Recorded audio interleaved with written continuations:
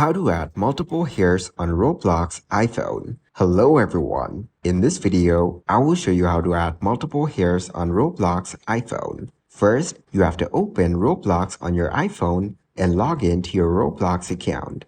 Before proceeding, go to the desktop site. Once logged in, tap on the three bars at the top left corner. After that, tap on the avatar button in the menu. This will open the avatar editor. Then, tap on the head and body option. Next, tap on hair.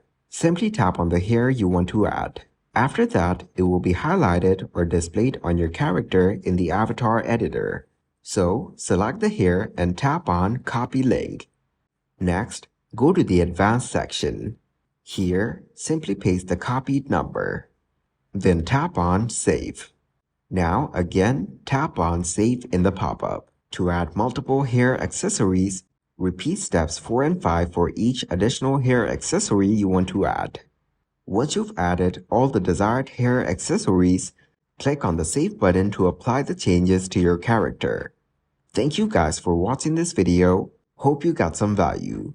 Make sure to like the video and subscribe to the channel to get notified of new videos. See you in the next one.